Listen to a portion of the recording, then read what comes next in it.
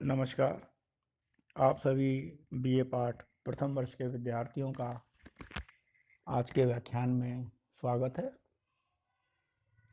आज हम हमारे सेकंड पेपर सामाजिक मानव शास्त्र की जो दूसरी इकाई है, उस इकाई में हमारी 3 अवधारणाएं हैं: विवाह, परिवार एवं नातेदारी। हम इस इकाई में पहली जो अवधारणा है विवाह, इस अवधारणा पर आज चर्चा करेंगे।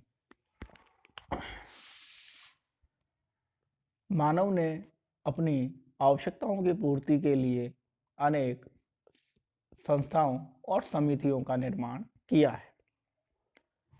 विवाह भी एक ऐसी संस्था है, कुछ समाजशास्त्री इसे समिति मानते हैं। अर्थात विवाह भी एक ऐसी संस्था या समिति है जो विश्व के प्रत्येक समाजों में देखने को मिलती है। मानव की सामाजिक और मानसिक आवश्यकताओं की पूर्ति विवाह के माध्यम से होती है। अर्थात विवाह की जो अवधारणा है, यह अवधारणा भी मानव ने अपनी संस्कृति में अपनी आवश्यकताओं की पूर्ति करने के लिए निर्मित की और इसके द्वारा मानव अपनी सामाजिक और मानसिक आवश्यकताओं की पूर्ति करता है। सर्वप्रथम हम विवाह का अर्थ और फिर उसकी परिभाषाओं को समझेंगे। विवाह शब्द संस्कृत के उदय शब्द से बना है, जिसका अर्थ होता है वधू को वर के घर ले जाना। अर्थात एक महिला को एक पुरुष अपने साथ ले जाता है और वह आजीवन या समझौते के आधार पर एक सामाजिक जीवन जीते हैं और इस सामाजिक जीवन में वह समाज का संचालन करते हैं, समाज को निरंतरता प्रदान करते हैं, समाज को नई पीढ़ी से जोड़ते भी हैं।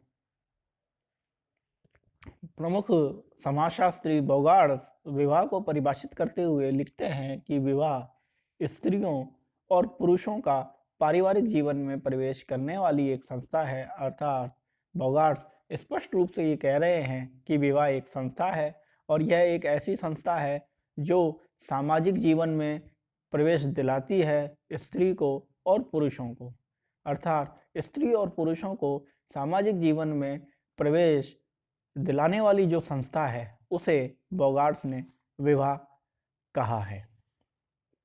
लूसी मेयर विवाह की परिभाषा को ज़्यादा विस्तृत रूप से सामने रखते हैं और कहते हैं कि विवाह की परिभाषा यह है कि वह स्त्री और पुरुष का योग है, जिससे स्त्री से जन्मा बच्चा माता पिता की वैध संतान माना जाए। अर्थात विवाह का जो उद्देश्य है वह लूसी मेयर के अनुसार संतान उत्पत्ति से संबंधित है और उस संतान का लालन पालन विवाह के माध्यम से स्त्री और पुरुष की जिम्मेदारी बन जाता है। अर्थात इन दोनों परिभाषाओं के आधार पर, बोगार्ड्स की परिभाषा के आधार पर और लूसी मेयर की परिभाषा के आधार पर आपके सामने यह तथ्य स्पष्ट रूप से आ गया कि विवाह एक संस्था है। इस संस्था में स्त्री और पुरुष आपस में जीवन जीते हैं और जीवन जीने के पश्चात के समय जो उनकी संतान होती है उसे वैध माना जाता है और यह संतान ही समाज को निरंतरता आगे प्रदान करती है। अब सभी समाजों के, आदिवासी समाजों के अध्ययन के आधार पर यह देखा समाजशास्त्रियों ने, मानवशास्त्रियों ने, कि विवाह के कुछ नियम प्रचलित हैं। उन नियमों के अंतर्गत ही विवाह होता है। ये नियम क्या हैं, हम अब इन्हें एक एक करके देखेंगे। पहला जो नियम है निकाट विगमन निषेध, अर्थात निकट आने पर निषेध है। समाजशास्त्री और मानवशास्त्रियों ने देखा कि कुछ समाजों में या प्रत्येक समाज में कुछ ना कुछ निकटागमन निषेध देखने को मिलता है। यह निषेध इस रूप में होता है कि भाई बहन एक दूसरे के शारीरिक रूप से निकट नहीं आ सकते, अर्थात भाई और बहन आपस में विवाह नहीं कर सकते। इसके साथ ही एक गांव में रहने वाले लोग भी, समाजों में एक समुदाय के लोग भी आपस में विवाह नहीं कर सकते, एक कुटुंब के लोग भी आपस में विवाह नहीं कर सकते। ना केवल विवाह कर सकते हैं बल्कि वह एक छत के नीचे सो भी नहीं सकते। यह पहला नियम निकट विगमन निषेध का है। दूसरा है बहिर्विवाह का नियम, अर्थात प्रत्येक जाति, प्रत्येक जनजाति, प्रत्येक आदिवासी समूह में गोत्रों का उदाहरण मिलता है और प्रत्येक गोत्र से यह अपेक्षा की जाती है कि उस गोत्र का में रहने वाला पुरुष या महिला उस गोत्र के अंदर विवाह नहीं कर सकता, उस गोत्र के बाहर विवाह करेगा। इस नियम को बोलते हैं बहिर्विवाह का नियम। तीसरा है अंतर्विवाह का नियम। साथ ही यह नियम तो है कि गोत्र के बाहर विवाह नहीं कर सकता, गोत्र के अंदर विवाह नहीं कर सकता, लेकिन उस जनजाति के, उस समूह के, उस जाति के अंदर ही उसे विवाह करना पड़ता है। इसे अंतर्विवाह का नियम बोलते हैं। इस प्रकार ये जो 3 नियम है, ये 3 नियम देखे आपने। निकट आगमन का निषेध, अर्थात भाई बहन आपस में निकट सो नहीं सकते, साथ एक छत के नीचे रह नहीं सकते और वह विवाह भी नहीं कर सकते। दूसरा है बहिर्विवाह, गोत्र के बाहर आप विवाह करेंगे। अंतर्विवाह, आप एक ही जनजाति के अंदर तो विवाह करेंगे, साथ ही गोत्र विवाह गोत्र के बाहर भी करेंगे। चौथा नियम है अनुलोम विवाह नियम। अनुलोम विवाह नियम बहुत भारतीय समाज व्यवस्था में, हिंदू समाज व्यवस्था में इसे मुख्य रूप से अपनाया जाता है। इस नियम के अनुसार स्त्री हमेशा अपने उच्च कुल के पुरुष के साथ विवाह करेगी, अर्थात स्त्री का यहाँ हायरार्की में अपने आप विवाह के माध्यम से उचित स्थान को प्राप्त करने की व्यवस्था है, जिसे अनुलोम विवाह कहते हैं। यहाँ उच्चता का अर्थ कुल से है, ना कि जाति से है। प्रतिलोम विवाह, कन्या का विवाह यदि अपने से निम्न कुल में होता है तो उसे प्रतिलोम विवाह कहते हैं। और इस नियम को अधिकतर जनजातियां, अधिकतर जातियां, अधिकतर समाज या समुदाय के लोग नहीं मानते हैं और अधिकतर अनुलोम विवाह के नियम को ही स्वीकार करते हैं। इसके पश्चात है अधिमान्य विवाह। अधिमान्य विवाह का मतलब होता है सलिंग समोदर विवाह, जिसके अंतर्गत देवर विवाह या बिलिंग विवाह या अर्थात साली विवाह। इसका आशय क्या है? आदिवासी जनजातीय समूह में जब कभी किसी स्त्री का पति का देहांत हो जाता है तो ऐसी स्थिति में उस स्त्री के पति के भाई के साथ उसका विवाह कर दिया जाता है और ऐसा उस समाज को, उस परिवार को कि समुचित और संतुलित विकास को ध्यान में रखते हुए किया जाता है। इसलिए इसे बोलते हैं सलिंग समोदर विवाह। यदि पत्नी की मृत्यु हो जाती है तो पुरुष का विवाह उसकी छोटी बहन के साथ कर दिया जाता है। इसे बोलते हैं बिलिंग समोदर विवाह। इस तरह के विवाह को भी, विवाह के नियमों में इस तरह के नियमों को भी मान्यता प्राप्त है। कुछ समाजशास्त्रियों में और कुछ मानव शास्त्रियों में इस नियम को लेके मतभेद उभरकर सामने आता है कि यदि किसी परिस्थिति में देवर नहीं है, साली नहीं है, तो फिर इस नियम का क्या है? उस स्थिति में विवाह का प्रतिमान जो है वह अपने तरीके से चलता है। यदि उपस्थित है तो उस स्थिति में सलिंग विवाह और विलिंग समोदर विवाह को मान्यता प्राप्त है।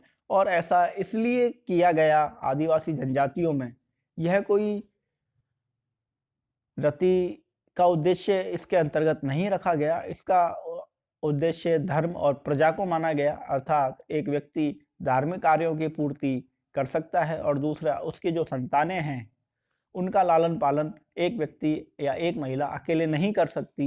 इसी उद्देश्य को ध्यान में रखते हुए सलिंग समोदर विवाह और बिलिंग समोदर विवाह के नियम को भी मान्यता आदिवासी जनजातीय समुदायों में दी जाती है। अब पति और पत्नी की संख्या के आधार पर, अर्थात स्त्री और पुरुष की संख्या के आधार पर भी विवाह का जो वर्गीकरण है वो दो प्रकारों से किया गया।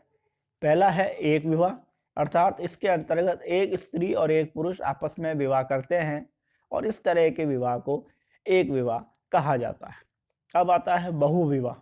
बहुविवाह के अंतर्गत बहुविवाह दो तरह से होता है, बहुपति विवाह और बहुपत्नी विवाह, अर्थात एक स्त्री कई पति रख सकती है, इसे बोलते हैं बहुपति विवाह। और एक पुरुष कई पत्नियां रख सकता है, इसे बोलते हैं बहुपत्नी विवाह। और एक विवाह और बहुविवाह के जो नियम हैं यह भी जनजातियों में अधिकतर प्रचलित हैं।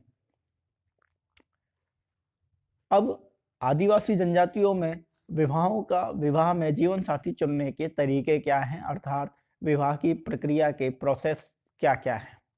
सबसे पहला प्रोसेस है परिवीक्षा विवाह, अर्थात दार्लुंग और कुकी जनजाति में युवा लड़कों को युवा लड़की के घर पर कई दिनों तक रहने दिया जाता है।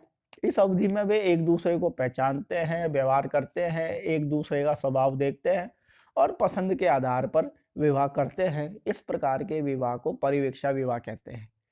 जनजातियों के अध्ययन के आधार पर इस प्रकार के विवाह का प्रमुख आधार विवाह जैसी संस्था को स्थायित्व प्रदान करना है।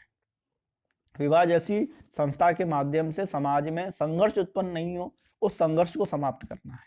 इसलिए परिवीक्षा विवाह दार्लुंग और कुकी जनजाति में देखने को मिलते हैं। इसके पश्चात है हरण विवाह।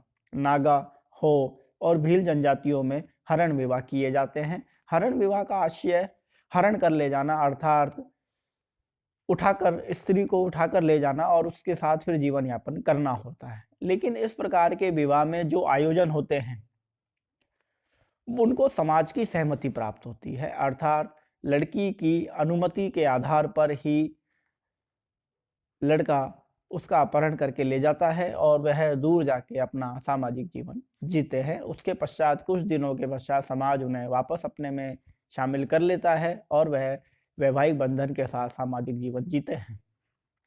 शारीरिक हरण, हमला करें और लड़की को भगाकर ले जाते हैं उसके घर से। दूसरा होता है समारोह हरण।